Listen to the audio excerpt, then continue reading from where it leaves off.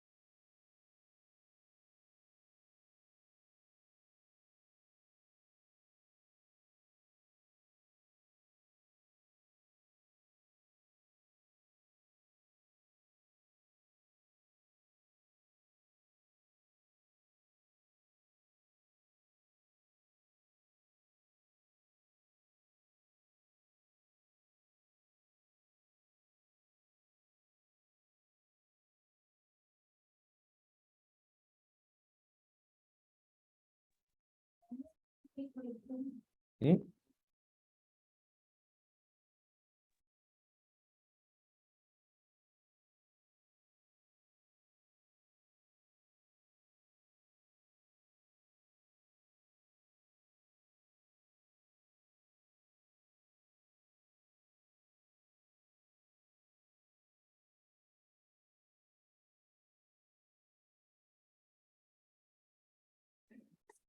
Ini lagi sebentar ya. Ya dok.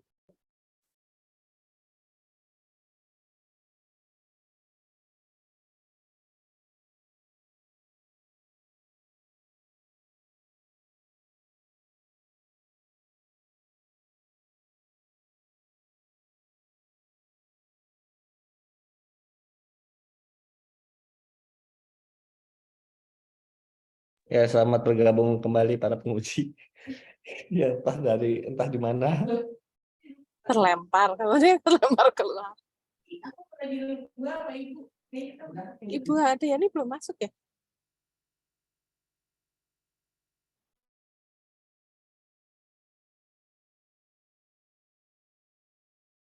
Ternyata dipindahin nyasar sebentar ya.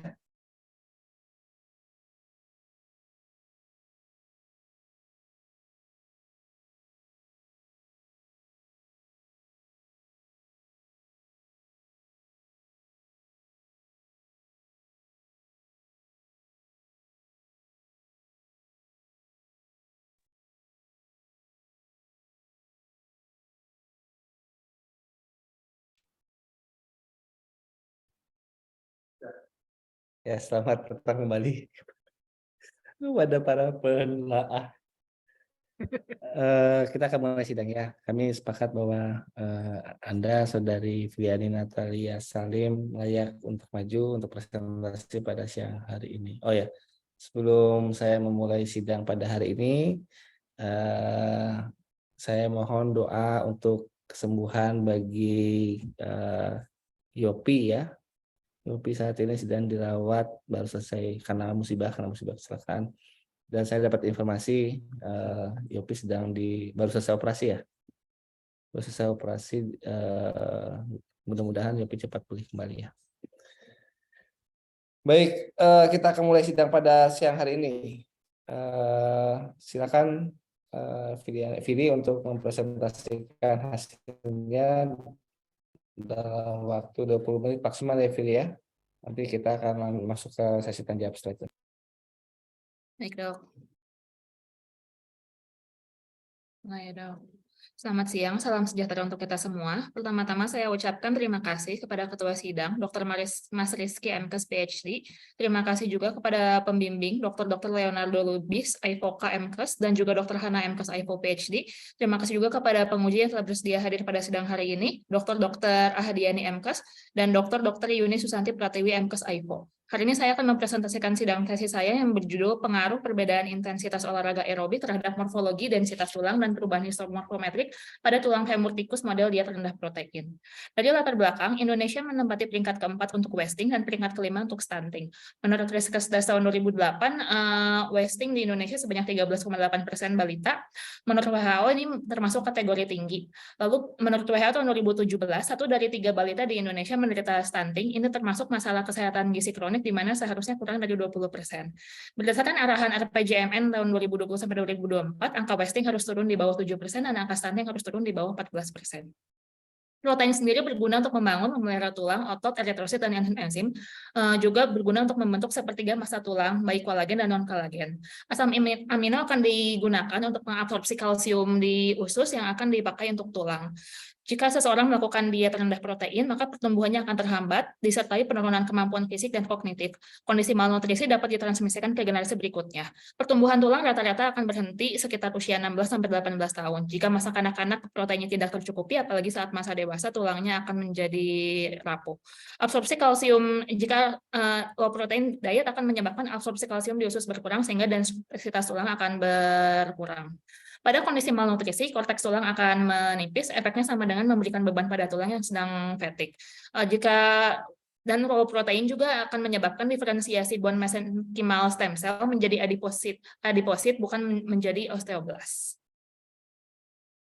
Berdasarkan ACSM, olahraga yang baik dapat meningkatkan densitas tulang. Latihan intensitas sedang berat dapat memicu osteogenesis. Jika disertai latihan kekuatan yang intensitas tinggi dapat menurunkan resorpsi tulang. Olahraga yang disesuaikan dengan frekuensi, intensitas, time, dan type yang tepat dapat meningkatkan laju pertumbuhan tulang yang akan dapat dilihat dari panjang zona hipertrofi dan panjang lempeng epifisis tulang. Penelitian tentang pengaruh aktivitas fisik pada tulang beta protein masih terbatas sehingga dilakukan penelitian ini.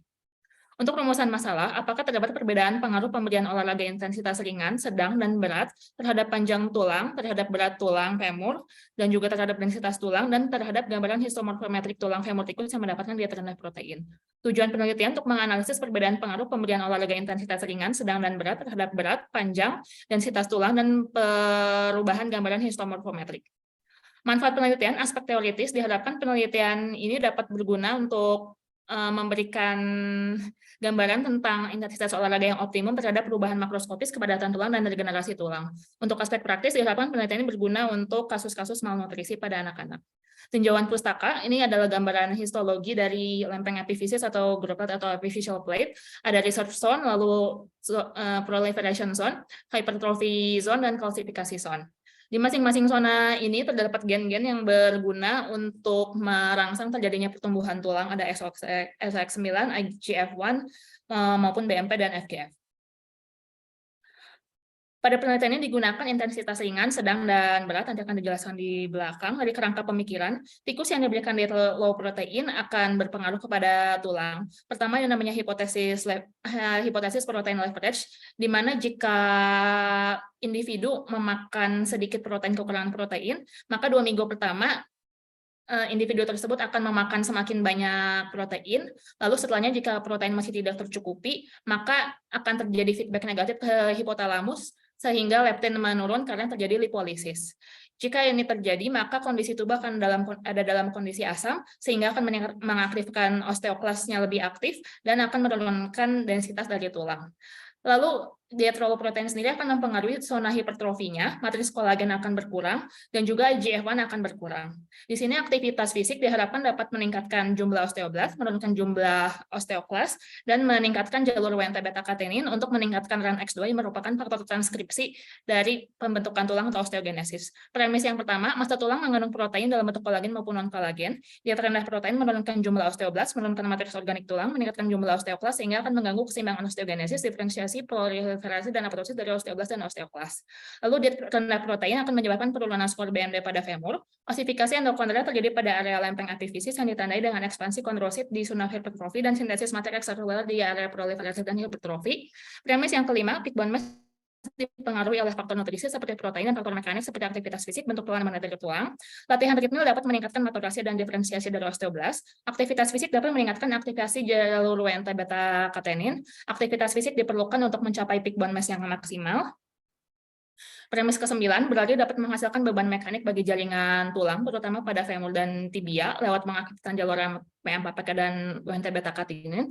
Olahraga intensitas ringan dan sedang dapat menjaga homeostasis kartilago. Sebaliknya, olahraga intensitas berat dapat menyebabkan degradasi dari kartilago. Premis 11, aktivitas intensitas sedang memberikan beban mekanik pada femur dan merangsang pembentukan kartilago. Premis ke-12, aktivitas fisik meningkatkan aktivitas kondrosit sehingga zona proliferasi dan hipertrofi pada lempeng epifisis dapat menebal.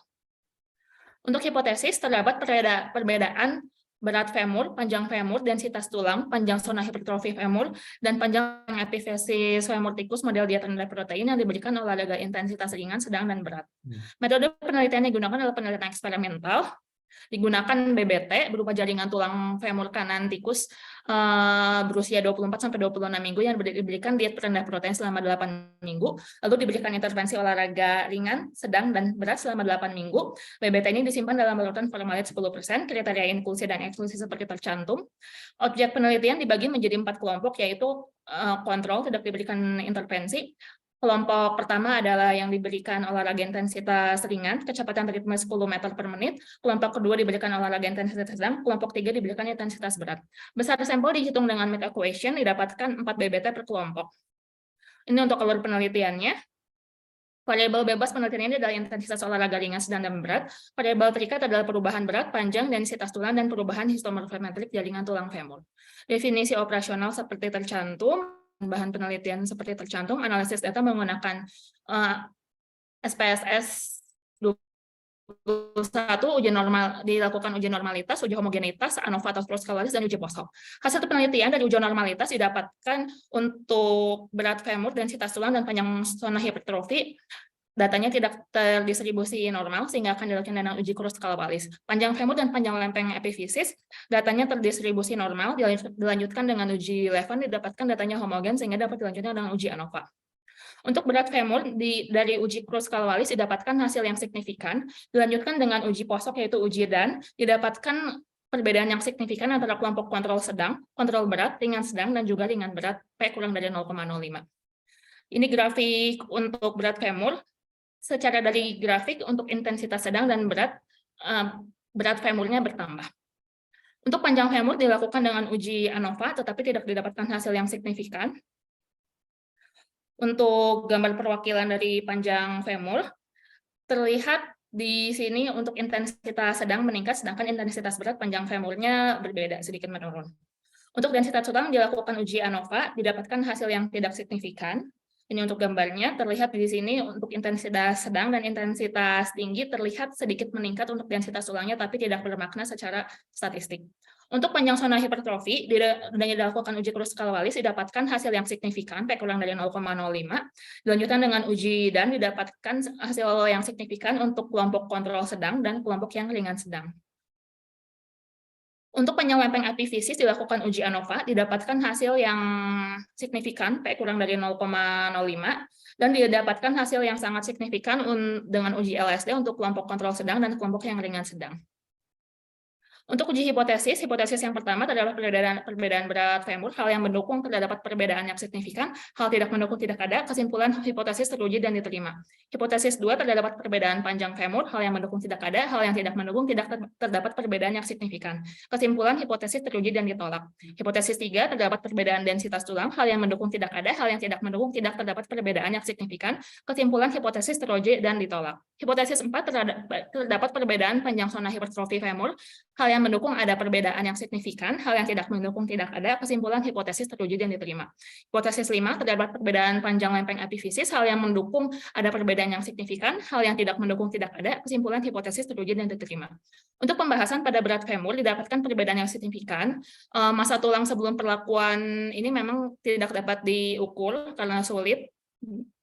Pada penelitian ini, berat badan akhir tikus cenderung menurun dibandingkan berat badan awal sebelum intervensi. Menurut Henny dan kawan-kawan, massa tulang tikus akan berkurang karena terjadi restriksi kalori. Menurut Takeda et al., tikus yang mendapatkan diet rendah protein lalu diberi olahraga akan makan lebih sedikit dibandingkan tikus yang mendapatkan diet normal, sehingga berat badan akan menurun.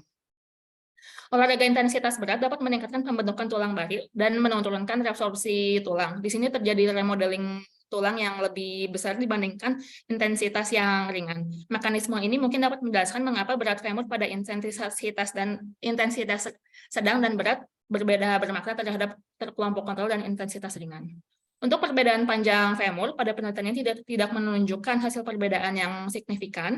Menurut Takeda, pemberian olahraga intensitas sedang pada tikus yang mendapatkan diet rendah protein selama 11 minggu menyebabkan panjang femur lebih pendek dibandingkan kelompok yang tidak mendapatkan olahraga.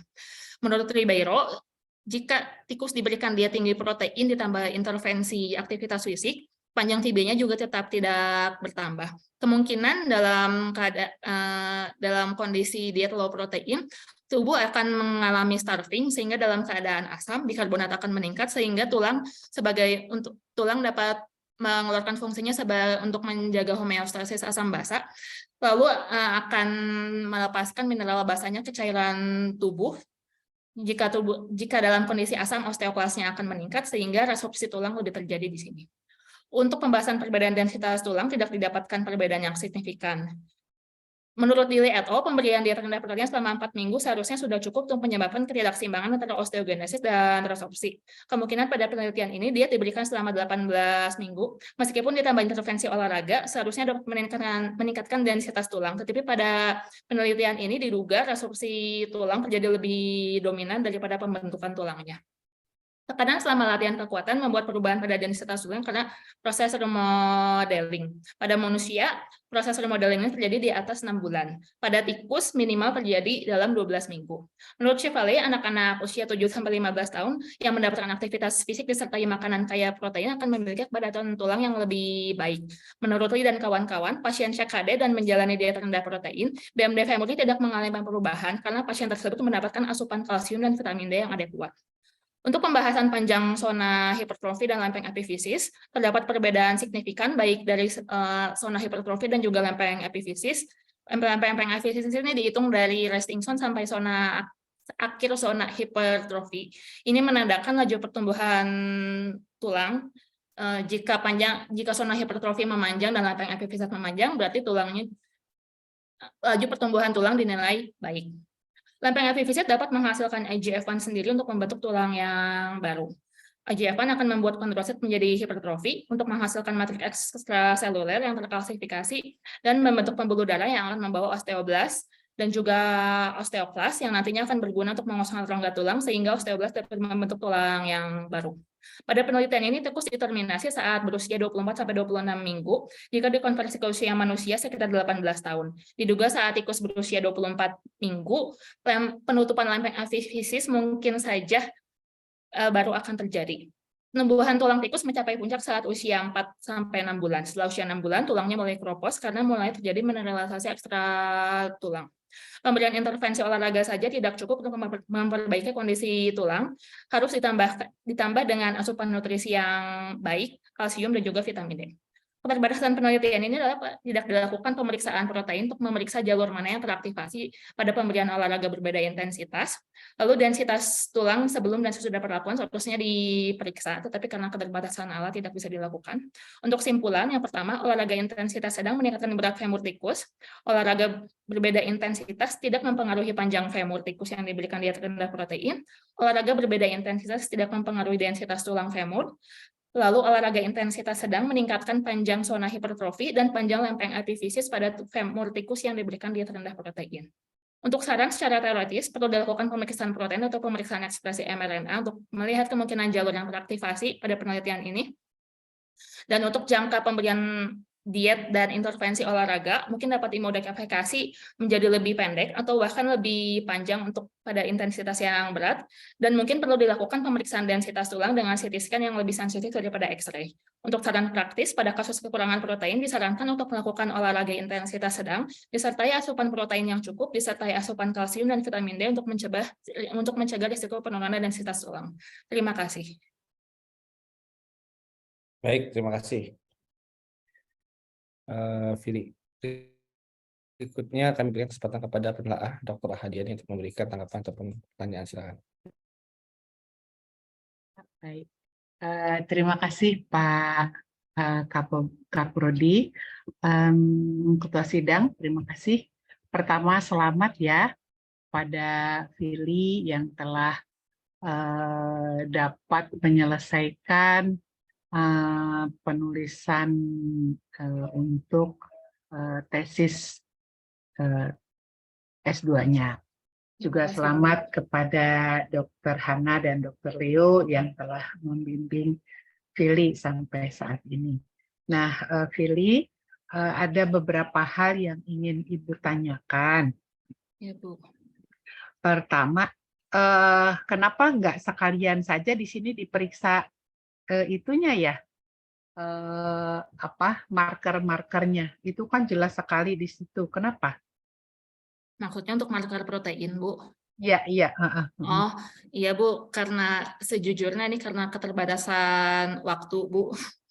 Karena kemarin setelah pulang dari Jepang, pulang ke sini, marker proteinnya ada sedikit masalah untuk diperiksa, Bu. Jadi sekarang maju sidang dulu, tapi nanti akan tetap dilanjutkan dengan pemeriksaan marker protein.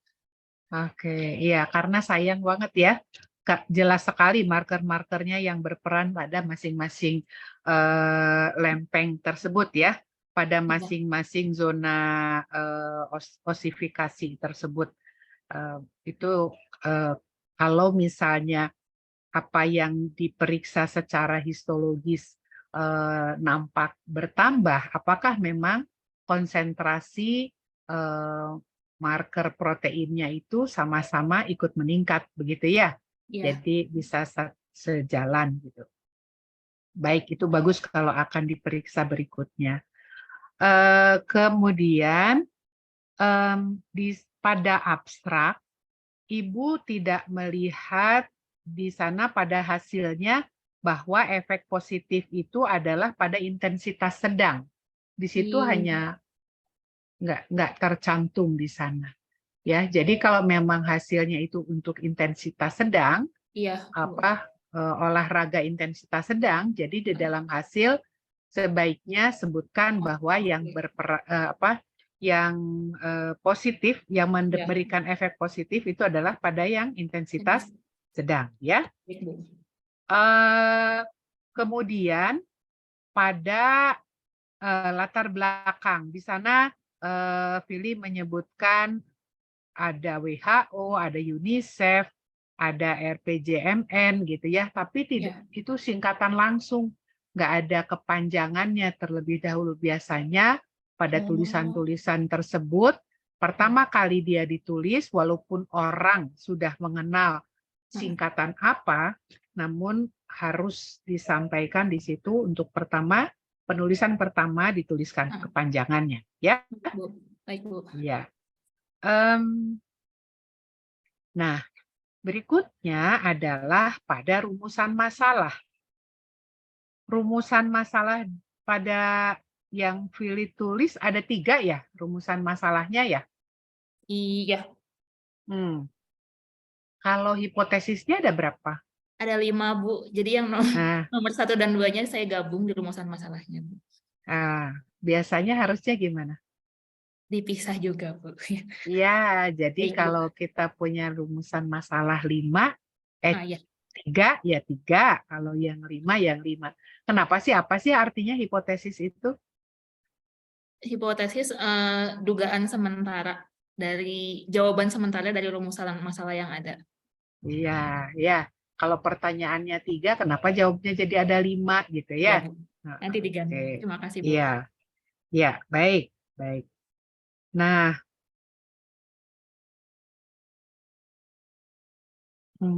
oh iya.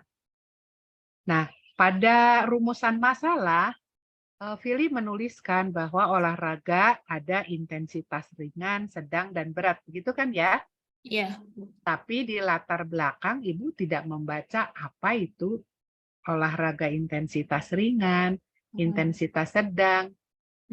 Kenapa? Karena rumusan masalah pasti kita ambil dari latar belakang. Namun di dalam latar belakang hal tersebut tidak tercantum, oleh karenanya sebaiknya cantumkan apa itu intensitas ringan, sedang, dan berat. Sehingga ketika Willy menyatakan di dalam rumusan masalah, orang sudah mengerti, oh seperti ini, gitu ya. Baik, Bu. Ya, ini masih tentang hal penulisan. Kemudian, pada kriteria inklusi, pertanyaan Ibu adalah, apakah hewan coba yang digunakan, kan di sini digunakannya BBT ya?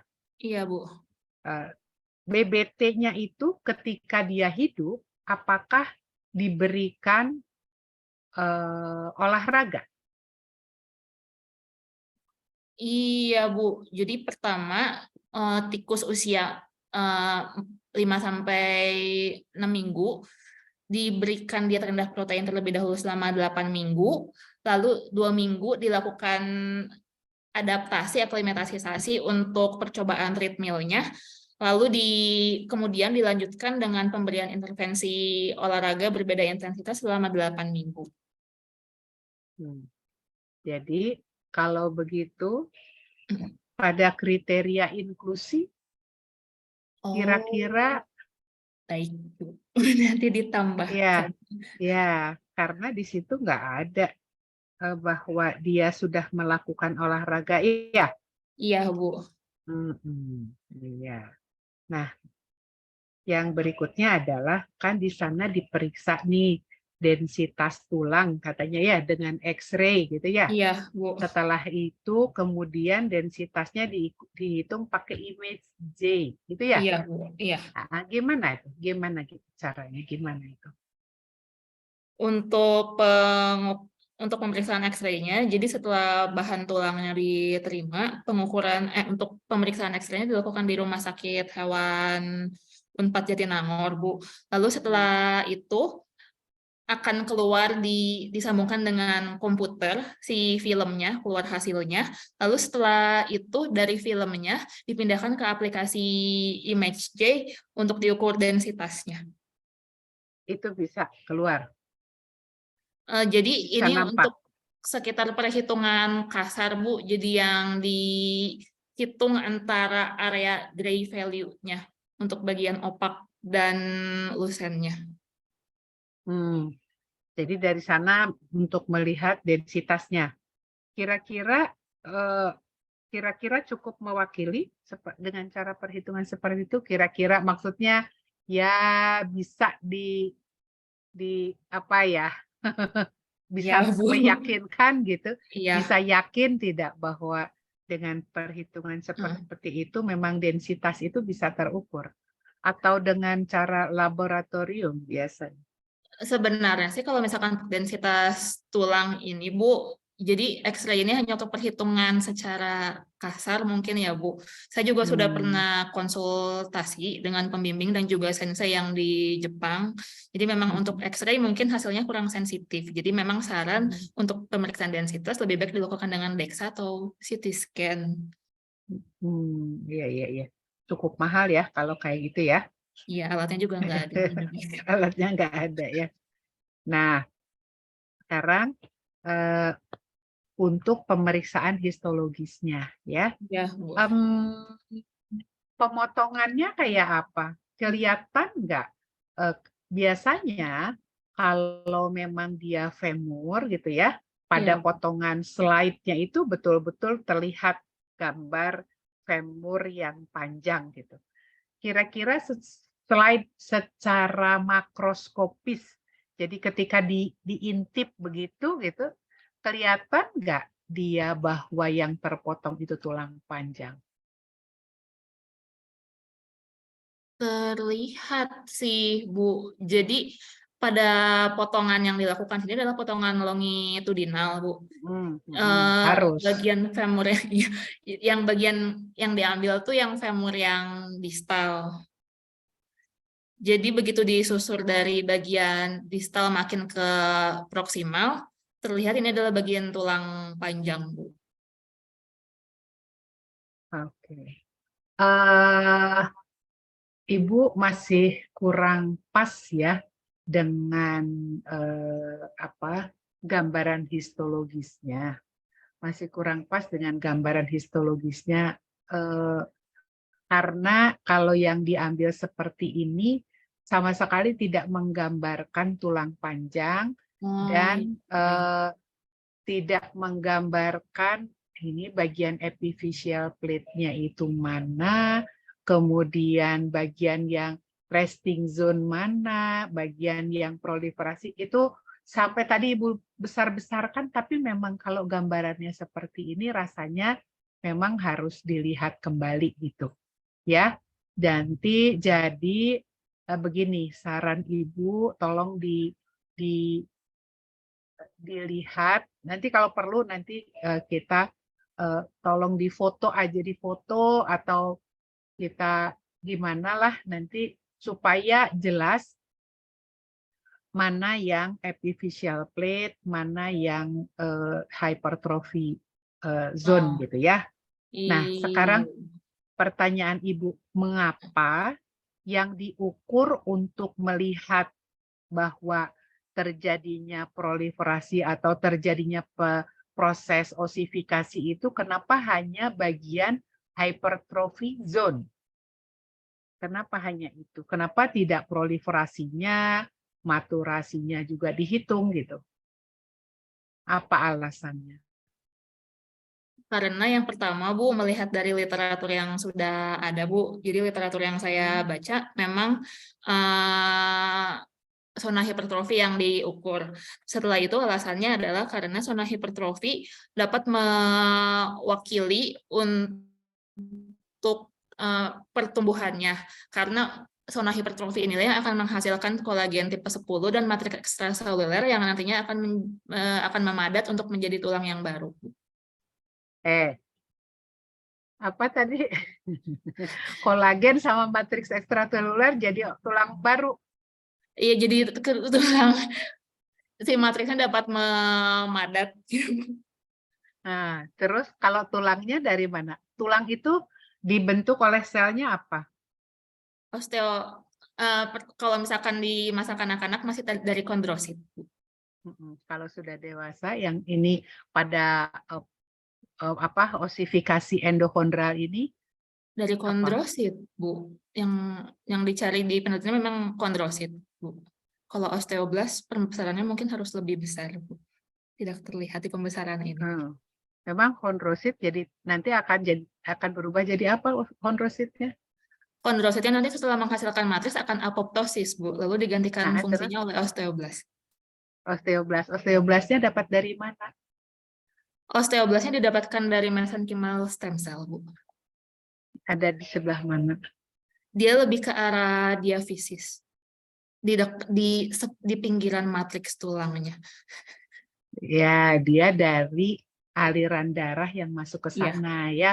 Iya, Nah, jadi ingat tadi matriks ekstraseluler dan kolagen itu dia akan menjadi matriks tulang, tetapi bukan Iya. menjadi tulangnya Iya. karena tulangnya Iya. harus ditambah dengan osteositnya ya, Iya. osteoblast, osteosit. Nah, tadi Ibu mendengar bahwa epiphyseal plate itu dibentuk dari resting zone sampai akhir maturasi. Betul? Definisinya seperti itu? Iya, Bu. Dimulai dari awal resting zone sampai ke akhir Awal sampai resting ke zone bawah. atau akhir resting zone? Dari yang saya baca di textbook seharusnya awal resting zone. Baca lagi nanti ya. Baik, Baca Bu. lagi dan lihat lagi gambarnya ya. Di Ya, mana Bu. resting zone-nya, di mana epiphyseal plate-nya gitu ya. Oleh karenanya Ibu gambar ini Ibu rasanya ingin melihat lagi deh secara keseluruhan slide-nya seperti apa sehingga kita tidak kehilangan arah nantinya ya. Iya, Bu. Iya. Baik. Baik Dokter Rizky, itu saja mungkin dari Ibu. Terima kasih. Baik, terima kasih Dokter Haryani. Kesempatan berikutnya dipersilakan kepada Dokter Yuni. Ya, terima kasih Pak Ketua Sidang atas kesempatan yang diberikan. Lalu Fili sudah sampai ke tahap ini karena harus segera lulus dan bertugas di institusi asal, gitu ya Fili. Baik, jadi tadi saya sepakat dengan concern yang tadi diberikan oleh Dr. Ahadiani, namun pada kesempatan ini juga saya ingin sedikit mendapatkan klarifikasi dari Fili. Jadi sebetulnya Fili, apa tujuan Fili dalam penelitian ini sebetulnya menggunakan bahasa Fili saja? Tujuannya jadi mau mencari apa? Ini tujuannya untuk melihat apakah pada penderita malnutrisi, apakah terdapat efek dari pemberian olahraga, Dok, Oke. untuk perbaikan tulangnya. Baik, jadi problem statement-nya adalah malnutrisi ya, malnutrisi. Iya. Dalam hal ini yang protein saja mungkin ya Iya, malnutrisinya. Dok. Terus dilihat keterangan pemikiran. Keterangan Rangka pemikiran yang iya, gambar 2.8, betul. Oke, ya. Bisa diterangkan lagi, Fili, tadi karena Fili bicaranya cepat sekali dengan kecepatan 80 km per jam tadi. Saya sampai nahan nafas tadi. Bisa diterangkan ulang, Fili. Iya, Dok. Jadi tikus yang diberikan diet low protein pada penelitian ini proteinnya sebanyak bukan turun, Dok, maaf. Proteinnya sebanyak 5% dari yang normalnya adalah 25% yang biasa digunakan di UNPAD. Diet rendah protein ini dicari pengaruhnya terhadap tulang. Jadi untuk sementara dugaannya dari tulang pengaruh diet low protein ini ada yang namanya hipotesis protein leverage, di mana saat 2 minggu pertama tikus seharusnya akan makan lebih banyak lebih banyak makanan karena merasakan dirinya kekurangan protein. Tetapi jika proteinnya terus tidak tercukupi, maka tikus tersebut akan mendapatkan feedback negatif ke hipotalamusnya karena disebabkan karena turunnya leptin karena terjadinya lipolisis. Dalam keadaan ini akan menimbulkan kondisi tubuhnya menjadi lebih asam. Dalam kondisi asam, osteoklas akan lebih aktif sehingga resorpsi tulang lebih cepat terjadi. Selain itu, diet rendah protein pun akan berpengaruh pada lempeng epifisisnya karena zona hipertrofi di sini dipengaruhi oleh berbagai macam protein dan hormon. Salah satunya adalah IGF-1 dan juga karena matriks sepertiganya dibentuk dari protein, maka matriksnya juga otomatis akan menurun.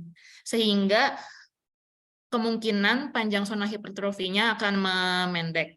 Di sini diharapkan dengan pemberian intervensi berupa olahraga intensitas ringan, sedang, dan berat dapat memperbaiki kondisi ini, dapat memperpanjang lempeng epifisis dan zona hipertrofinya, lalu dapat menyeimbangkan kembali jumlah osteoblast dan osteoklasnya, dan dapat meningkatkan faktor transkripsiran AX2 untuk membentuk osteogenesis. Jadi buat saya di sini faktor krusialnya adalah yang pertama untuk membuktikan tadi hipotesis bahwa sebetulnya olahraga itu memberikan dampak positif tadi kan ya. Iya, Oke. Lalu yang pertama memastikan bahwa terjadi dulu protein leverage-nya kan ya. iya, dok. Oke, pada penelitian ini apakah itu dilakukan, Vili? Pada penelitian ini, sebenarnya pada penelitian besarnya dilakukan pengukuran jumlah pakan tikusnya, dok. Cuman memang di penelitian saya tidak dicantumkan datanya, dok. Oke, tapi bagaimana kalau misalnya dari yang Vili baca, bagaimana memastikan terjadi protein leverage pada subjek yang Vili lakukan eksperimen? Untuk membuktikan adanya protein leverage ini, ditimbang pakannya, dok, untuk membuktikan kalau tikusnya makannya semakin hari semakin sedikit. Dan juga apakah berat badannya semakin turun. Oke, kalau pada urutan ini tadi saya lihat di PPT, tapi sayangnya di bab 4 tidak saya temukan berat badannya gimana, Vili? Tikus di semua kelompok. Berat badannya di semua kelompok, dok, menurun dibandingkan berat badan awal. Oh, jadi di semua di akhir 8 minggu sebelum dia memulai latihan olahraga, semua kondisinya berat badannya menurun. Iya, dok. Oke, terjadi di semua kelompok ya. Iya, semua kelompok. Nah, itu saran saya sih mungkin dimasukkan ke bab 4 ya. Jadi artinya Oh, untuk menginline-kan kerangka pemikiran yang oh, disusun, sebaiknya yang pertama oke. adalah mungkin menambahkan ini yang paling penting mungkin regimen makanannya. Jadi kan Vili mencantumkan sebetulnya ini kan mau membuat model mungkin stunting ya atau malnutrisi tadi. Maka yang Iya, paling penting adalah sebetulnya kondisi dari pemberian pakannya dulu. Nah, di bab iya. 3 tampaknya terlewat ya. Ada, Regimen dok, di gimana? halaman di Saya baca. halaman 35, dok. Bab 3.2. Oh, di 35 aku nggak ada. Vili, maaf. Oh, nggak ke print ya, dok? Langsung 321 ini punten. Jadi ada ya? Iya, dok, di baris ke Ini tadi 3. dapat dari Pak Sandi. 7. Oke. Baris Oh, ini ya? ke-7, dok. Oke, baris ke-7. Oke. Jadi, nah, di sini tapi yang mau saya tanyakan adalah, karena kan pada metabolisme itu kan sebetulnya bukan hanya protein kan yang penting, tapi juga Iya, kalsium fosfat kan ya. iya, dok. Apakah kandungan kalsiumnya juga berkurang atau normal pada kondisi low protein ini? Pada low protein ini, kadar kalsiumnya tetap digunakan yang sama dengan yang biasanya, dok. Hanya proteinnya saja yang diubah. Kenapa? Karena Nanti mungkin diterangkan di latar belakang bahwa sebetulnya pada penelitian ini dibuatnya betul-betul, karena kan maksudnya gini, kalau dalam kehidupan sehari-hari kan tampaknya kan orang normalnya sih kalau misalnya kurang intake, biasanya kurang intake semua ya, nggak pernah kan maksudnya dalam kondisi yang Iya, dia proteinnya iya, aja dok. misalnya Iya, kalsiumnya tetap sama, mungkin iya, terjadi misalnya pada kondisi yang dia vegetarian tapi masih minum susu mungkin, tapi kan sebetulnya juga tidak terjadi pada, jadi ini mungkin perlu di highlight di latar belakang bahwa sebetulnya jenis pakannya ini semuanya memenuhi ya istilahnya rekomendasi nutrisi normal pada hewan model yang baik, betul-betul dok. turun hanya protein. Ini hewani Iya, atau nabati baik. proteinnya? Karena kan beda ya. Kalau Iya, protein intake itu sifatnya pada tubuh kan selalu ada dua. Ada yang sifatnya katabolik, ada yang sifatnya anabolik. iya, Nah, yang sifatnya anabolik yang lebih ke bone mass metabolism kan sebetulnya yang dari protein hewani, dan kalau yang sifatnya katabolik lebih dari protein yang nabati. Nah, itu mungkin nanti dicek lagi, diberikan penjelasan lebih detail mengenai jenis pakan iya, dan kalsiumnya dalam keadaan normal. Itu kayaknya mesti di state deh, gitu. baik. Kalsium dan fosfat. Fosfat kan nggak ada ya fosfatnya. Fosfatnya enggak, dok, nggak ditambah. Oke. Jadi yang pertama mungkin tadi kadar kalsium pada diet, Kemudian selama 8 minggu tadi jenis aktivitasnya maksudnya dia bebas beraktivitas, ada luas kandang kan di sini ya?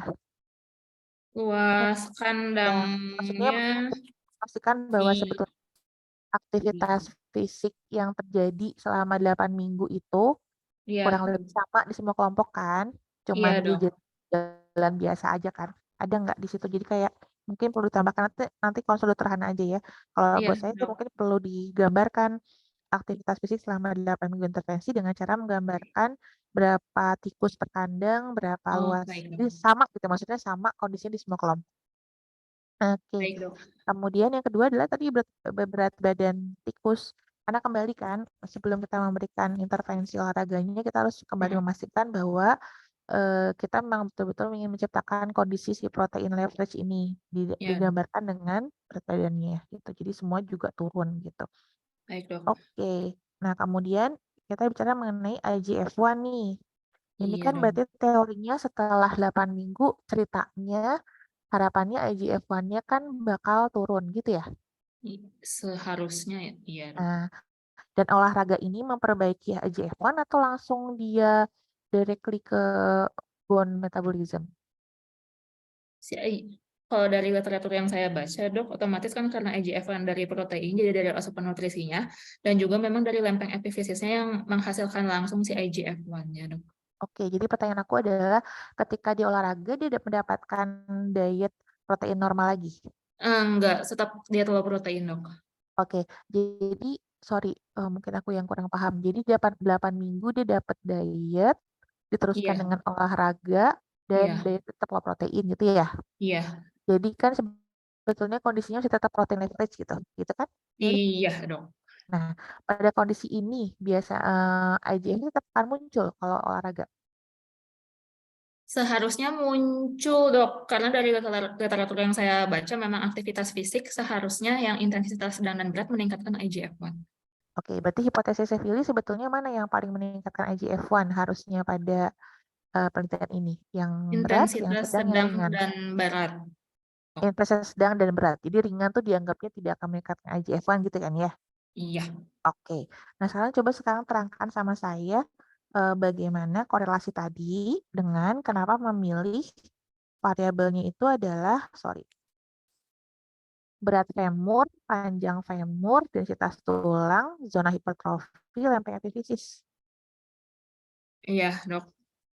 Gimana tuh Jadi hubungannya? Saya parameter lupa. yang dipilih ini adalah pemeriksaan makroskopisnya. Jadi mau melihat tentang efek diet rendah protein dan efek pemberian intensitas olahraga terhadap makroskopis tulang secara makroskopisnya, diukur berat dan panjangnya. Lalu diperiksa untuk densitas tulang, sama juga untuk memeriksa efek intensitas olahraganya dan untuk pemeriksaan histomorfometri. Memang seharusnya pada penelitian ini dilanjutkan dengan pemeriksaan mRNA dengan RT-PCR. Jadi maksud aku gini, apa hubungannya berat femur, panjang femur, densitas tulang, zona hipertrofi sama lempeng epifisis, apa hubungannya? Untuk membandingkan untuk di intensitas manakah yang dapat memberikan efek terbaik untuk meningkatkan kondisi dari si makroskopis tulangnya, meningkatkan densitas tulang, dan meningkatkan panjang lempeng epifisisnya. Oke, atau gini, aku salah mungkin yang bertanyanya. Dalam keadaan yang fisiologis nih, ini kan ceritanya jadinya bone regeneration ya, betul nggak? Kenapa, Dok? Maaf, Dok. Dalam kondisi yang fisiologis, berarti ini kan masuknya bone regeneration, bukan? Ceritanya. Iya, Dok. Oke. Nah, pada keadaan fisiologis, bagaimana mekanisme bone regeneration? Artinya gini, apakah lempeng epifisisnya panjang dulu di zona hipertrofi, nanti densitasnya tambah padat, lalu panjang dan berat tambah tinggi, atau seperti apa? Baik, Dok. Kalau misalkan pada kasus ini sebenarnya dianggapnya kan karena masih usia remaja menuju dewasa, Dok. Sehingga dilakukan pemeriksaan lempeng epifisis untuk melihat apakah ada perbedaan si panjang dari growth plate-nya. Untuk bone Oke. regeneration sebenarnya pada penelitian ini mungkin tidak bone regeneration mungkin dapat dilihat dari densitas tulangnya, Dok. Seharusnya pada intensitas sedang dan berat ada perbaikan dari densitas tulangnya. Mm-mm. Jadi artinya gini, Vili, yang mesti ditambahkan dikatakan adalah hubungan tadi keempat variabel, kedua, tiga, empat, lima, kelima variabel yang Vili pilih. Apakah ini bentuknya Oke. sebab akibat atau itu sebetulnya indikator yang sifatnya paralel? Artinya gini, Iya. kalau beratnya berubah, pasti panjangnya berubah, atau beratnya berubah dulu, baru Iya. nanti panjangnya berubah, atau it is like kayak dua hal yang sangat berbeda. Paham nggak, Vili? Iya, Dok. Jadi nanti di kerangka tadi harus ada tadi. Kenapa Vili memilih 4 variabel tadi? Walaupun Iya. makroskopis ya nggak masalah. Cuman maksudnya ini tuh kenapa oke lempe epifisinya mungkin karena ini tikusnya dalam kondisi remaja. Sehingga kita mau lihat nih perbedaan intensitasnya ada pengaruh atau enggak. Tapi buat saya yang penting adalah tadi contoh kecil ya, berat, panjang, densitas. Itu tuh berhubungan atau enggak sih sebetulnya gitu loh. Berhubungan nggak, Phil? Atau itu sebenarnya Berhubungan, Dok. berhubungan. Nah, sehingga nanti Vili akan lebih mudah menjadi hipotesis Oh, gitu iya. loh. Paham nggak? Kalau Iya. tahu ini pathway dari sisi Iya. metabolismenya, maka Vili bisa Iya. menjawab kan. Kalau misalnya hipotesis 1 beratnya berbeda, maka harusnya kalau idealnya tadi hipotesis kita jalan, yang sedang berat pasti lebih berat, lebih panjang, lebih dense gitu kali ya. Seharusnya, ya, Dok. Harusnya, tapi kan nanti kita ngobrol di hasil ya. Iya, Dok. Oke. Jadi buat aku itu yang perlu ditambahkan di kerangka pemikiran ya, Baik, Dok. untuk memperjelas tadi sebetulnya dengan alur yang tadi dicarikan. Kemudian juga kita perlu memperjelas confounding faktor, misalnya seperti aktivitas fisik, lalu seperti tadi kondisi kalsium dan fosfatnya. Kemudian, nah nanti baru ke hasil nih. Iya, Dok. Ya tadi setuju sama Ibu Yani, mungkin ini karena buru-buru sih, jadi kayak bahasanya agak bingung. Ini memang nanti di artikel nggak keluar sih ya, tapi kadang-kadang kan untuk S2 belajar nih. Misalnya gini, di judul ada pengaruh perbedaan, nanti diidentifikasi masalah, tadi udah dibahas sama Ibu Yani juga, Iya. kemudian nanti di hipotesisnya apa nih, terdapat perbedaan, kesimpulannya beda lagi bahasanya gitu, Phil. Kayaknya disamain aja. Ya kan Oh, baik, sebetulnya Dok. ya kan, jadi gini aja Iya. udah, kalau mau pakai ANOVA Iya. antara mau lihat pengaruh atau perbedaan, kalau Iya. menurut aku sih perbedaan aja sebenarnya sih. Jadi kan Firly mau ngebedain aja sebetulnya Iya. beda-beda intensitas Iya, Dok. memberikan perbedaan pengaruh gitu kan. Udah aja perbedaan pengaruh intensitas boleh. Nanti diidentifikasi masalahnya jadi apakah terdapat perbedaan pengaruh intensitas juga boleh. Hipotesis juga seperti itu hipotesisnya, dan simpulannya pun seperti itu. Jadi disimpulannya Baik. tidak Ya. menunjukkan mana yang lebih baik kan sebenarnya Baik, Dok. kan, karena Ya. kalau menunjukkan yang lebih baik kan mesti pakai multivariat ya. Betul Iya, nggak? betul, Dok. Iya. Kan ini nggak pakai multivariat kan? Cuman ya nggak apa-apa sih buat saya, cukup kok maksudnya gitu, seperti itu aja. Nah, sekarang mulai kita bahas nanti di pembahasan, Phil. Sebetulnya saya jadi kepo juga ya kalau misalnya seperti ini. Contoh gini, Phil. Apa pendapat Phil tentang kalau kita lihat di tabel uji ANOVA. ANOVA sih, sorry. Misalnya di tabel 46, Phil. Mana nih? Ini tabel 43. Nah, ini tabel 43 ya. Bentar. Kalau seperti ini, Vili, kalau aku sebagai dokter, aku ngusulinnya olahraganya apa ya, Phil, jadinya? Olahraga intensitas yang sedang dan berat, Dok. Tapi coba lihat ke panjang femur. Iya, panjang femurnya Hal yang sama terjadi nggak? tidak signifikan di sini, Dok. Nggak signifikan, tapi lihat di pola gambaran grafiknya, Phil. Pada yang ada berat kenaikan. femur, yang berat femur high intensity-nya paling naik. Betul nggak? Iya, Dok. Tapi yang panjang femur yang paling bagus malah yang low intensity, bukan? Sama yang moderate. Oh iya, Dok. Nah, makanya tadi penting banget buat aku, tadi di dalam pemikiran mesti ada, ini sebenarnya dua hal yang berbeda. Ya, maksudnya mungkin sih beratnya tuh sama panjang itu sebetulnya bisa, maksudnya ini mungkin tidak menggambarkan bahwa oh kalau gitu paham gak sih maksudnya ngomong apa Iya, sih Ki? iya, iya. Jadi gitu deh. Terus kemudian di tabel 48 kalau misalnya kita mau mengendorse olahraga, memang kesannya jadi olahraganya nggak ngaruh ya, karena kontrol ringan kan, kontrol ke sedang nggak signifikan, kontrol ke berat nggak signifikan juga. Bener nggak? Tabel 48 yang Man Whitney. Nggak ada tabelnya di sini ya? Kayak di halaman 50, Phil.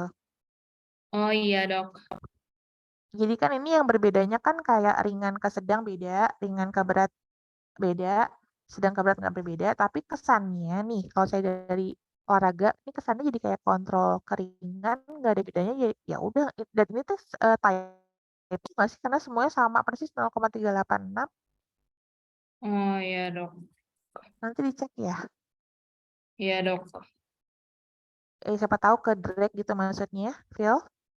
Karena agak aneh angkanya. Baik, Dok. Ya, jadi tadi ya nanti di pembahasan mungkin lebih banyak kita bahas mengenai tadi 4 variabel tadi yang nanti pada akhirnya memang menjurus ke sebenarnya olahraga teh bisa memberikan efek apa enggak sih. Jadi jangan dikasih gambaran kalau kontrolnya ke olahraga nggak ada perubahan, tapi cuman Iya, intensitasnya berbeda-beda kasih perubahan. iya, Itu Dok. sih mungkin sementara mungkin keterbatasan juga sebetulnya bisa kita arahkan dengan tadi ya, kita belum bisa mengontrol beberapa misalnya confounding faktor tuh bisa juga sebelum ke pemeriksaan protein gitu. Karena Iya, nggak apa-apa buat saya sih fokus ke makroskopis. Itu dulu Dokter Rizky atau nuhun baik, Dok. Dok. Terima kasih, Dok. Baik, terima kasih Dokter Yuni. Sudah dicatat ya, Phil ya? Masukan-masukannya ya. Oke. Berikutnya kami berikan kesempatan terlebih dahulu kepada pembimbing 2 Dr. Hana untuk memberikan komentar ataupun tanggapan. Silakan. Ya, baik, terima kasih Dr. Rizky. Komentar dulu ya, Filiani. Memang saya rasa 2 minggu bimbingan setelah pulang dari sana banyak sekali yang harus kita perbaiki. Bahkan kemarin pun saya masih bertanya banyak hal gitu tentang kontradiktif hasil yang pertama dengan hasil yang kedua. Tapi nggak apa-apa. Sejauh ini saya merasa bahwa perjuangan Fili luar biasa. Kalau orang Jepang bilang ngambate gitu ya. Pergi ke sana pulang lagi gitu, dan hasil ini harapan saya masih bisa kita lanjutkan dengan pemeriksaan yang lain ya, Phil ya. Jadi walaupun hari ini selesai sidang, tolong perbaikan-perbaikan yang tadi dititipkan oleh Bu Yani dan juga Dr. Yuni, terutama untuk pembahasan, karena kan kita harus menyarankan sebetulnya olahraga apa yang kita sarankan nih supaya bisa memperkuat tulang misalnya pada penderita stunting. Ini memang kekurangan dari penelitian ini adalah kita tidak memberikan diet yang normal lagi. Padahal harusnya dietnya pun dikembalikan ke diet yang normal, gitu, bukan diet rendah protein. Jadi kita tidak bisa melihat respon dari olahraga kalau dibarengi dengan pemberian nutrisi, gitu. Tapi dari sini kan sudah dilihat ya ada kecenderungan perbedaan, dan Billy harusnya bisa menjelaskan nanti ya kenapa antara berat dan panjang itu tidak berbeda gitu ya. Kita kan udah pusing diskusi kemarin, beratnya berbeda panjangnya tidak gitu ya. Kemudian balik kemudian ke arah epiphyseal plate tadi, tolong nanti kita berdiskusi sama-sama. Foto yang perbesaran kecil gitu ya, foto perbesaran Iya, kecil, Dok. tolong ditunjukkan ke Ibu Yani gitu. Iya, Dok. Tidak salah pada saat memasukkan jurnal. Untung belum masuk Oke, Dok. jurnal ya. Kalau sudah masuk jurnal nanti revisinya lebih banyak gitu. Jadi perbesaran kecil dulu ya, Vili. Iya, oke, Dok.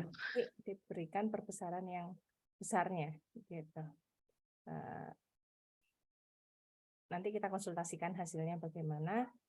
Semoga Bu Yani bisa meluangkan waktu ya Bu untuk kami mendiskusikan hasilnya begitu. Jadi memang penelitian Vili ini kurang dari segi molekulernya gitu. Harapannya adalah setelah sidang ini Billy bisa menuntaskan supaya publikasinya nanti bisa memberikan satu cerita yang utuh, tidak hanya dari sisi makroskopis saja. Anyway, selamat ya Billy, sudah bisa selesai. Terima kasih, Dok. Terima kasih untuk dukungannya, Dr. Rizky, Ibu Ahadiani, dan Dr. Leo. Saya kembalikan kepada Ketua Sidang. Baik, kesempatan berikutnya dipersilakan kepada pembimbing utama Dr. Lubis untuk memberikan tanggapan ataupun komentar. Silakan. Baik, terima kasih Pak Kaprodi. Terima kasih juga untuk kedua penelaah yang sudah menyampaikan tadi telaahannya, dan semuanya saya pribadi setuju, dan saya rasa kami tim pembimbing masih setuju ya. Saya kalau lihat potongan rambutnya Feli ini kayak ngikutin Putri Kaisar Hirohito ya, jadi pengen high terus jadinya. Jadi pulang dari Jepang tampilannya jadi benar-benar begitu ya. Tapi potong di sana, makanya modelnya Potong di sana ya. sangat. Iya, gara-gara pulang dari Jepang, jadi harusnya etos kerjanya jadi dipaksa harus sama ya, gitu ya, harus Kalau cepat. Dr. Hana Ya. potong di sana rambutnya jadi kayak Dora the Explorer kalau Dr. Hana. Itu kalau nggak diikat jadi Dora the Explorer. Enggak, Dok, masih panjang, Dok. Nah ya itu, jadi ya 3 minggu, wah gimana ya? Kalau ditanya ke saya pasti mengatakan, waduh pasti kurang persiapan. Ya. Tapi datanya sebenarnya ada gitu ya, hanya perlu pengolahan dan tampilannya itu harus lebih baik.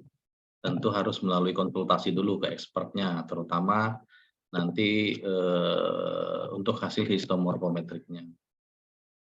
Kendala yang kedua tadi yang disampaikan oleh Dr. Hana tadi kan mengatakan bahwa kajian dari molekulernya memang kurang ya.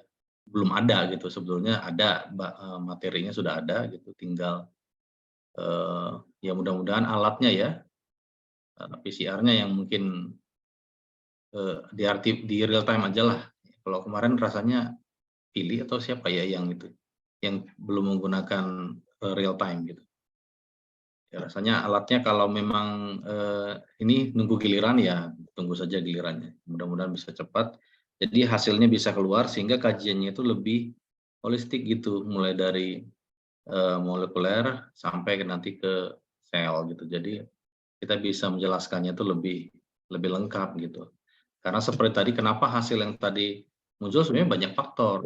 Nah, saya lebih setuju tadi di sidang ini harusnya Fili itu bisa menjelaskan ya secara literatur bis aja dulu gitu ya. Apa banyak faktor yang bisa mempengaruhi kenapa hasilnya kok tanda kutip agak membingungkan gitu ya, kok nggak selaras gitu. Di berat signifikan, di panjang ya, kebalik ya saya. Di berat tidak Signifikan di berat, Dok. signifikan, berat Panjang signifikan sama ya. densitasnya tidak signifikan. Nah, berat dan densitas tidak signifikan. Kenapa gitu? Karena sebenarnya di sini ada dua masalah ambiguitas dari perlakuan. Pertama kondisi dari BBT-nya ini ya, kondisi dari tikusnya sebenarnya waktu itu adalah dengan diberikannya kondisinya diet rendah protein. Jadi memang dikondisikan dia sudah malnutrisi, gitu kan? Malnutrisi, sementara itu tadi sudah dijelaskan bahwa memang ada jalurnya bahwa orang yang malnutrisi khususnya malprotein gitu, itu akan berdampak juga pada homeostasis lah di tulang gitu ya, terkait dengan proses osifikasi. Jadi bisa berdampak pada kepadatan, bisa pada pertumbuhannya, elongasinya, perpanjangannya gitu kan ya. Ya bisa juga pada ya beratnya gitu ya. Nah, yang kedua, tidak selalu linear. Semakin berat sesuatu berarti semakin padat. Belum tentu. Gitu. Bahkan kalau nanti baca lah di metalurgi ya, logam gitu. Logam itu kalau dia semakin padat justru semakin ringan. Gitu. Enggak tambah berat gitu. Kenapa? Karena space-nya nggak ada. Semakin dia padat, tidak ada space, nyaris tidak ada space untuk diisi oleh material lain. Gitu. Kalau tulang kan beda, dia agak banyak tuh space-nya gitu kan. Jadi makanya ada orang yang keropos matriksnya, ada yang enggak gitu. Jadi belum tentu juga dia semakin padat, semakin berat gitu. Tergantung space lain tuh diisi oleh apa gitu kan. Nah gitu. Jadi itu satu, nanti harus bisa dijelaskan juga ke arah sana. Nah, ambiguitas yang lain tadi intervensi, ada olahraganya. Olahraga yang diberikan ini adalah sebagai perlakuan untuk penelitian atau sebagai upaya yang diajukan untuk koreksi. Gitu kan, sebenarnya keadaan tikusnya kan sudah bermasalah ya. Iya, Dok. Dalam keadaan bermasalah itu yang pertama harus dikoreksi apa sebenarnya? Seharusnya memang dari status nutrisinya dulu, Dok. Nutrisinya dulu kan gitu. Makanya tadi ditanyakan apakah pada saat memberikan intervensi dikembalikan kepada nutrisi yang normal. Nah, ternyata kan tidak gitu. Iya. Nah, jadi gini, ketika kita memberikan intervensi olahraga yang notabene olahraga itu terjadi kerusakan protein, ya, yang paling pertama tentu protein yang ada di otot, kan ya. Nah, pada subjek yang keadaan nutrisi khusus proteinnya sudah hancur, sudah rendah gitu. Jadi itu tadi kenapa hasilnya seperti itu? Ya mungkin aja gara-gara kondisi itu gitu ya. Makanya jadi ada istilah saya itu ambiguitas hasil gitu. Ya, tapi ya informasi yang kita dapatkan dari sini ya menarik gitu ya. Jadi kalau kita mau memberikan intervensi olahraga, ini sementara saya dari diskusi tadi. Kalau kita memberikan intervensi olahraga sebagai salah satu upaya koreksi apapun itu, kalau kali ini kan kita bicara khusus proses osifikasi gitu. Harus base nutrisinya harus baik dulu gitu. Nah, gitu. Jadi kalau misalnya, jadi mungkin nanti dibawa penjelasan ke arah sana tentu dengan dilandasi oleh teori-teori ya, teori yang benar. Gitu. Jadi untuk intervensi olahraga akan lebih optimal hasilnya kalau base-nya status nutrisinya itu dalam keadaan yang normal gitu, tanda kutip normal. Nah itu nanti penjelasan mungkin kita harus angkat di apa namanya, di pendahuluan mungkin di latar belakang atau nanti itu di penjelasan di apa namanya itu Di pembahasan dan saran. pembahasan akan lebih detail lagi. Itu mungkin selebihnya masalah konsep penulisan kalau menurut saya pasti akan ada perubahan, tapi sebaiknya hasilnya lengkap dulu. Lengkap dulu yang hasil yang terbaik yang kita bisa dapat dari gambaran yang paling bagus gitu ya. Kemudian dari hasil dari tools untuk yang molekulernya tadi bisa baik, lalu kita kombinasikan jadi enak tuh nanti bikin pembahasannya. Jadi nanti kita tunggu kebijakan dari Kaprodi seperti apa waktu untuk memperbaikinya, pengerjaannya seperti apa nanti kita tunggu. Yang jelas kalau diberikan waktu banyak, kita akan bisa memperbaiki akan lebih sempurna, lebih baik. Kalau waktunya pendek, ya kita lapor sama Kaisar itu untuk dibantu. Ya terima kasih Pak Kaprodi, saya kembalikan. Terima kasih, Dok. Baik, terima kasih Dr. Leo. Baik, kita akan pindah ke ruang Zoom untuk sidang tertutup ya. Ini tapi dua orang lagi sholat dulu. Maka dipindah aja dulu kan. Pak Sambil Kaprodi belum memberikan tanggapan. Saya tidak memberikan tanggapan apa-apa. Oh, Saya tidak, cukup. tidak. Saya sebagai ketua tidak memberikan ini. Gitu ya. Enggak. Sambil menunggu barangkali ada yang mau memberikan ucapan selamat dulu buat Vili, atau barangkali Vili mau minum dulu ke belakang, silakan. Sudah, Sang?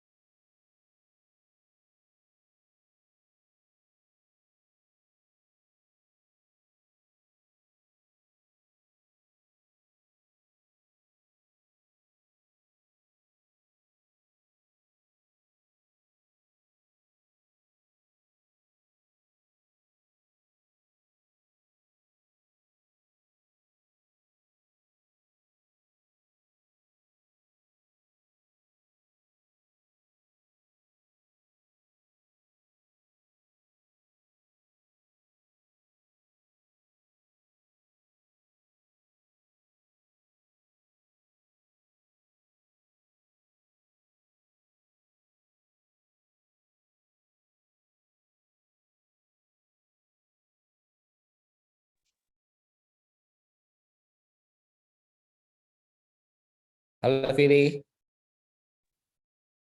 Ya dok, gimana perasaannya sekarang? sedikit lebih lega dok. Kita belum ya, sudah pecah bisul belum ya? Kita belum pengumuman ya. Baik, em, eh, yang saya hormati dosen pembimbing, dosen penelaah, sejawat dan mahasiswa yang saya banggakan.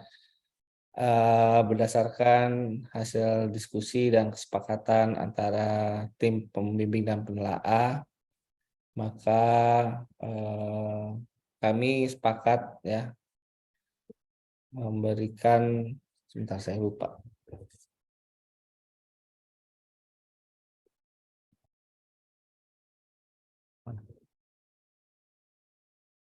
Mana?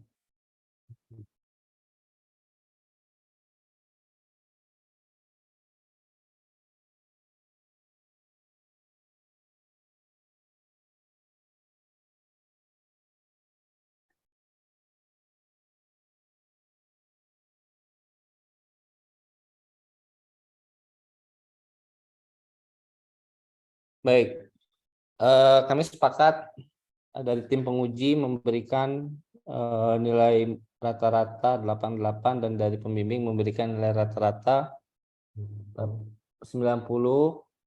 Ya, setelah melalui perhitungan maka total rata-ratanya adalah 88,72 sehingga menurut peraturan rektor angka mutu yang diberikan adalah A.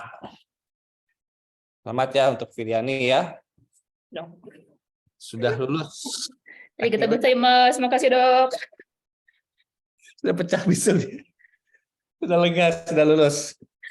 Baik, Lega karena ya. ini adalah akhir magister, maka selanjutnya kita akan melakukan yudisium. Ya, silakan Viriani duduk dengan tegak ya. Siap ya menerima yudisium ya. Enggak di ya translate. Baik, saudari Viriani Salim mengikuti pendidikan di Prodi S2 IKD selama 4 semester ya. 4 semester dan telah memenuhi SKS sebanyak 42 dan nilai akhir yang diberikan adalah 168. Dengan SKS dan nilai akhir tersebut ya, kalau kita lihat sini sudah jelas IPK-nya adalah 4,00 ya. Alias strike ya, strike semuanya A semua. Namun demikian sesuai dengan peraturan rektor nomor 38 tahun 2021 dan juga tertulis dalam pedoman S2 IKD bahwa syarat untuk mendapatkan pujian adalah sebagai berikut. Waktu kelulusan maksimal 5 semester, memiliki status artikel ilmiah dengan status diterima, tidak terdapat mata kuliah yang bernilai C dan tidak mengulang studi Unpad. Dari 4 persyaratan tersebut, satu yang tidak terpenuhi yaitu belum memiliki publikasi ya, pilih ya benar ya. Nggak boleh diganti sama yang di Jepang dok. Oleh karena itu, sesuai dengan regulasi yang ada, maka Viriani dinyatakan lulus dengan sangat memuaskan. Ya, Terima kasih dok. ya, mudah-mudahan ini bisa memberikan inspirasi juga buat teman-teman yang lain, terutama di sini yang untuk segera lulus, ya, segera maju sidang akhir magisternya, dan tentunya menyelesaikan apa yang menjadi tanggung jawab, yaitu menyelesaikan publikasinya dengan baik. Oke, barangkali dari Viri ada yang mau menyampaikan sesuatu, dipersilakan. Ya dok, terima kasih kepada Tuhan Yesus saya bisa sampai sejauh ini. Terima kasih kepada Dokter Rizky yang selalu nanyain dok, sering-sering WA. Kalau misalkan dokter nggak sering WA, kayaknya saya nggak maju-maju juga dok. Makasih dok bimbingannya, dukungannya, bantuannya selama ini. Terima kasih kepada pembimbing, Dokter Leo, Dokter Hana, yang ya lumayan syok juga sih begitu sampai Bandung, pulang dari Jepang, Dokter Leo telepon, bisa nggak maju minggu depan? Makasih dok. Ya, kalau enggak memang saya nggak akan maju-maju sih kayaknya kalau dipaksa. Makasih Dokter Leo, Dokter Hana, bimbingannya selama 2 tahun saya menempuh pendidikan di Magister IKD ini. Terima kasih banyak Dok, bimbingannya nggak bosan-bosannya Dok, dicariin sampai malam juga nggak bosan-bosan Dok. Terima kasih juga kepada penguji Bu Yani dari awal Sur. Terus saya sempat konsultasi juga, tadinya bingung lihat osteoblas, osteoklas, tapi Bu Yani memberikan insight pencerahan, jadi akhirnya ketemulah parameter ini. Nanti saya konsul lagi ya Bu ya. Terima kasih banyak Bu, udah bersedia hadir. Terima kasih juga Dokter Yuni yang dari awal juga dari SUR memberikan banyak masukan, karena masukan dari Dokter Yuni, jadi saya juga mengerti lebih banyak lagi tentang olahraga, exercise di fisiologi ini. Terima kasih Dokter Yuni. Buat teman-teman S2 IKD juga yang lain, terima kasih dan semangat, cepatlah kalian menyusul. Mari kita lulus dan wisuda bersama-sama. Terima kasih semuanya. Terima kasih Fili yang menginspirasi sekali ya speech-nya. Enggak, dari Dokter Hana terlebih dahulu silakan. Ya, pertama-tama saya ucapkan selamat Filiani sudah bisa menyelesaikan S2-nya ini dengan luar biasa seperti roller coaster kita ya. Bimbingan jarak jauh gitu, di sini jam berapa, di sana jam berapa. Untung Jepang hanya beda 2 jam. Jadi kita masih bisa komunikasi. Anyway, walaupun ini sudah selesai, ini bukan akhir gitu. Iya dong. Menyelesaikan sisa-sisa tugas yang ada dan semoga nanti Fili di Unpar sana, di institusi pengirim bisa memberikan sumbangsih yang baik. Gitu. Kami doakan. Terima kasih ya, Fili, selamat sekali lagi. Dan juga terima kasih buat Pak Kaprodi yang memberikan kesempatan untuk membimbing Fili. Ya, saya kembalikan kepada Pak Makasih Dok. Baik, terima kasih. Maka berikutnya dari pembimbing satu nih, dari Bapaknya. Silakan Bang Leo.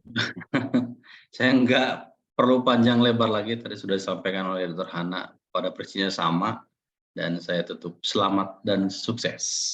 Makasih Dok. Terima kasih. Baik, terima kasih Pak Dr. Leo. Baik, dengan berakhirnya sidang akhir dari dengan ditutup oleh Ketua Pembimbing memberikan sambutan, maka sidang akhir untuk Saudari Filiani Salim saya tutup. Dan Fili, jangan lupa untuk hal-hal terkait dengan administratif agar segera diurus ya, agar segera diurus, segera dipantau, termasuk tadi perbaikan dan sebagainya supaya nanti bisa segera mendapatkan supaya bisa untuk wisuda dan untuk kepentingan wisuda dan seterusnya. Oke, sebelum ditutup Sandi kita ini dulu ya, foto dulu, foto bareng. Dok, nanti saya ke sana langsung foto bareng. Ya, ini kan ada yang penguji yang lain Ya, kan Dok. nggak datang. Nanti kamu harus ketemu saya, Phil ya. Iya Dok. Iya. Dah, yuk.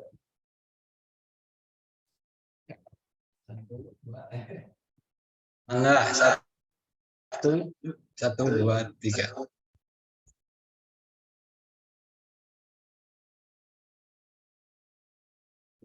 Cuma sekali? 3 kali katanya. Sudah 3 kali. Baik, terima kasih. Sekali lagi. Makasih Dok. Terima kasih semuanya. Makasih Pak Sandi. Apabila ada salah kata, saya tutup. Assalamualaikum warahmatullahi wabarakatuh. Selamat siang. Waalaikumsalam. Kopi break di mana Pak Kaprodi? Lantai berapa? Ya? Kopi break lantai berapa? Lantai 4.